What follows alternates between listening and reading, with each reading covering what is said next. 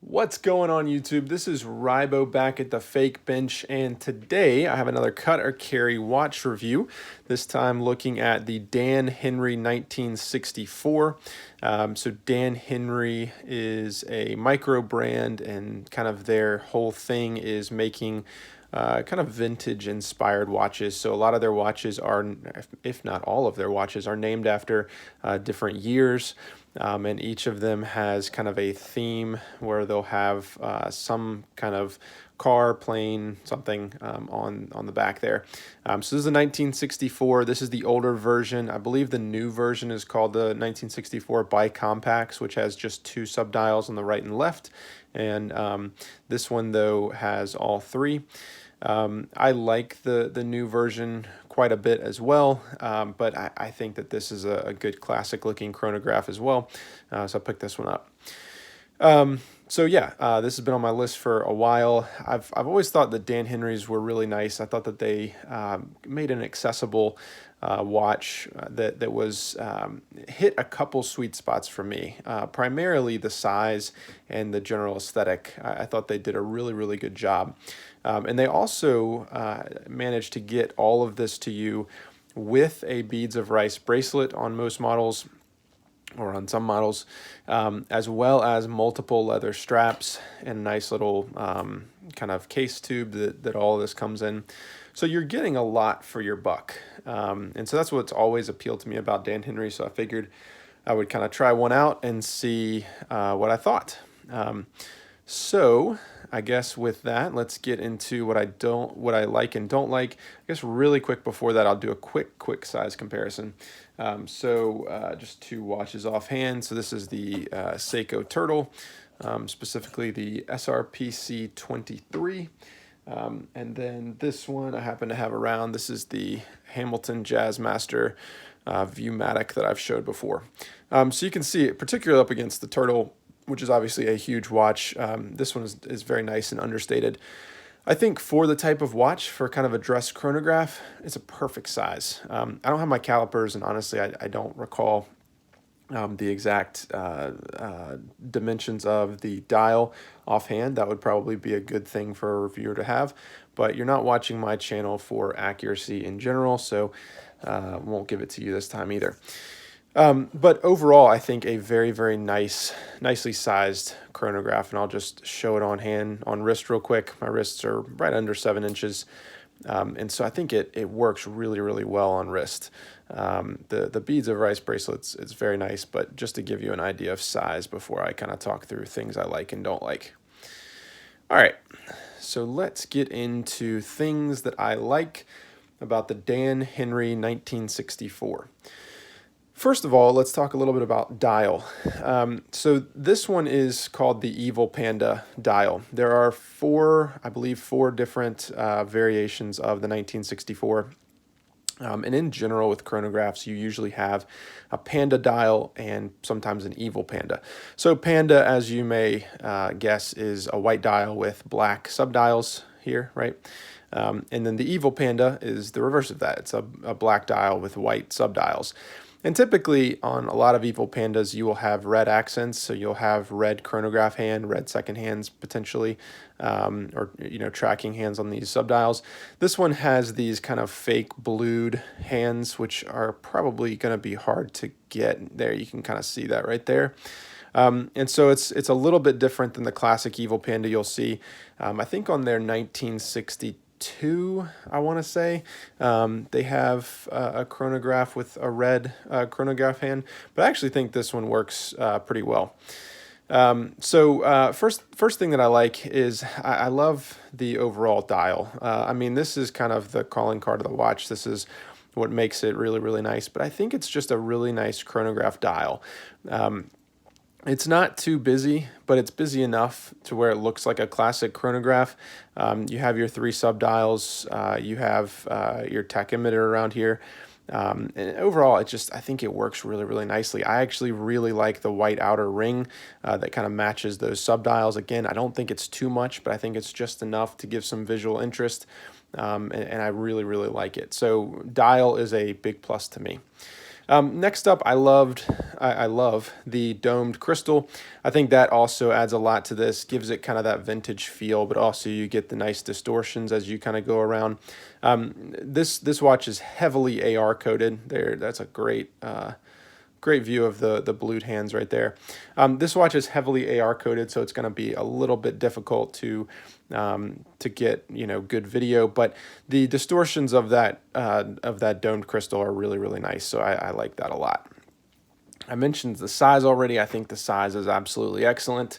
The pushers, I think, are very nicely done as well. One of the things that I often dislike about chronographs is that the pushers are either ostentatious or just kind of get in the way. If you're wearing this on the wrist, they can have a tendency to kind of push into this part of the wrist and just kind of look funky sometimes. I think these are kind of hit two things, right? So they are big enough to where you can easily press them without having to really mash in. So they're very easy and functional, but they also don't stick out too far. And so I think it's a nice sweet spot.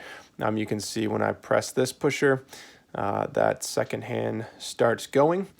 And so I think that's really nice. I think it's a great form and function hybrid. You can see that flyback.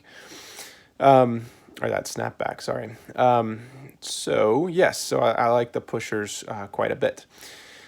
Other things that I love the movement in this. So this is a Seiko VK63 Mecha Quartz movement. This is really the reason I bought the watch. Mecha Quartz is really cool. You can read all about it, but essentially you get that nice sweep on the chronograph, even though this is a quartz watch, which is really awesome. So I am a big fan of that. I mean, look at that right there. The same thing can be seen on the Seiko Flightmaster, but man, I really love that. So definitely a good value movement on a watch that's under $300. Other things that I absolutely love the Beads of Rice bracelet. I am a huge Beads of Rice fan in general. I wear 2 or 3 of my Seiko divers on a Beads of Rice, and Uncle Seiko to be exact. But this Beads of Rice is really nice. It's got this nice clasp here, really easy to throw on and off. I think it feels really good. It's tapered. You can see that right there. I want to say it's 21 millimeters, probably to like 19 or 20, something like that down here. But it's nicely tapered. Feels great. It's very lightweight. I really like the bracelet. I don't know how they managed to give a bracelet like this on a watch of this price, but man, well done. This watch also looks great on leather. I think you can play with it. It comes with, I think, 2 leather straps, but you can certainly play with it. But to me, it looks just phenomenal on the Beads of Rice, so I'm a big fan of that. Other things that I like about the watch, the case back designs are pretty cool. To be honest, I can't remember what car this is. I'm not big into this stuff, but I like that. I think it's pretty cool. Each Dan Henry has something like this on the back. I forget if this is an Aston Martin or what, but that's pretty cool. Just gives some kind of interest back there. Again, it's one of those little details that it's just nice to have on a watch of this price. And then finally, I would say overall kind of a big thing that I like about this watch is the details are there. The finishing is there. I think I've seen a lot of pictures of these, and I kind of anticipated that these would photograph really well, but maybe not hold up in hand. I was very wrong. I think that the finish work and the detailing on these is really nice. It feels like a very high quality piece. It does not feel like a junky piece at all to me. And so that was definitely something that I was very concerned about, but I was proven wrong. I was very impressed when I opened up the package to find the build quality so high. So that's definitely good. All right, so let's get into things I don't like about the Dan Henry 1964, and there are only a couple things. First of all, and I'm not going to say I dislike this. It's more, be aware of this. I kind of like it. I don't know. I'm on the fence. But this is a black dialed watch, but the AR coating is so strong on the top. You can see that in any light, it just looks blue. So you can kind of tell it's black dial, but you just continue to get pops of blue anytime it moves. This is definitely a watch that's going to catch attention because as it hits light, you know, it definitely shines a bit. Plus the blued hands there, it really does kind of come off as a dark navy. It still looks black, but then you like move it around and you get those kind of glimpses of blue. So that's definitely something to be aware of. It almost makes it more versatile in my opinion. But definitely something to be aware of because that does not photograph on at least product stock images. So that's something to be aware of. Other things I dislike, really just two minor nitpicks. The lugs here come down. It's not uncomfortable, but it is, I don't know if you can tell, like kind of past the bracelet right there. Little bit of a sharp corner on these. Again, not uncomfortable on my wrist, but I guess depending on your wrist shape, that could be something. And then the only other thing I really dislike about this watch is this case design screams micro brand to me. Very tall, very kind of standard here, not much contouring, not much shaping. And I mean, you have to give up something with a watch like this. It's an incredible value, but that's one thing that's just not great. I mean, it reminds me, excuse me, of some of the other micro brand cases that I've seen. Just really nothing spectacular there, just kind of a barrel shape, and that's really it. But that's kind of a nitpick, especially at this price point. So all in all, cut or carry for me, this is a strong carry. I love this watch.